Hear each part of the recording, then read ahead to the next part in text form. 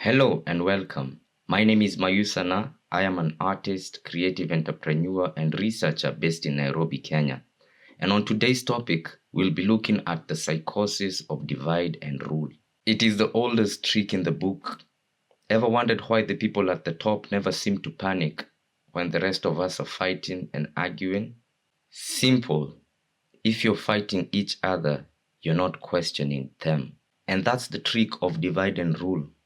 The same tactics being used over and over again for thousands of years, since the days of the Roman Empire to modern governments. It's the same playbook with a different cover. And once you notice it, you will see it everywhere. Within the Kenyan context, divide and rule began as a colonial tactic, creating separate reserves, favoring certain ethnic groups for loyalty roles, and manipulating land and legal systems to keep potential allies separated.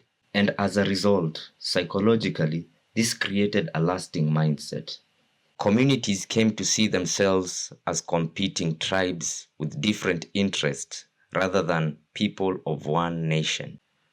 This fragmentation of identity made it easier for post-independent leaders and colonialists to exploit ethnic or regional labels, turning politics into a zero-sum game of winners and losers instead of a shared project. Mzee Jomo Kenyatta, the founding father of Kenya, sits at the heart of Kenya's independence story and equally sits at the center how the psychosis of divide and rule took hold in post-colonial Kenya. He inherited a state that was already built on colonial divisions and then shaped it in a way that preserved, rather than dismantling, many of those divisions.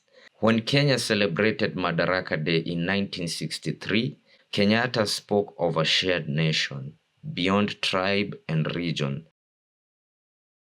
Na mashamba yetu harambe, na mifugo yetu harambe, na serikali yetu tukufu harambe. He asked Kenyans to pull together in the spirit of Harambe, framing development as a collective project among all Kenyans.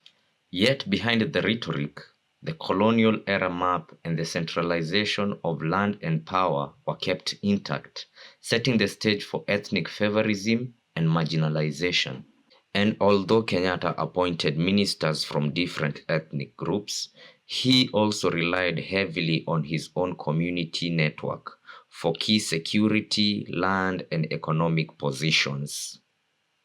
Land redistribution post-independence heavily favored those from his community and marginalized the rest, leaving a lot of communities in Kenya feeling like outsiders in their own country. This pattern echoed the colonial logic of using certain groups as loyal allies and others as the peripheral. Political opponents from within and outside his very own political party were not seen as legitimate leaders, but rather disruptive and tribal, which gave way to crackdowns, detentions, and an eventual end to multi-party democracy in Kenya. This top-down control fed a quiet belief among Kenyans that real power did not flow from the constitution or the ballot, but from proximity to the president's ethnic and regional circle.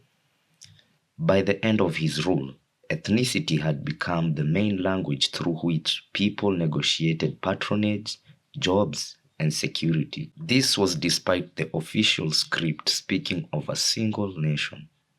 And this is what I refer to as the psychosis of divide and rule, the point where deliberate tactics harden into a way of thinking, where Kenyans start to see politics as a competition between tribes for presidential favors rather than a shared project of citizenship.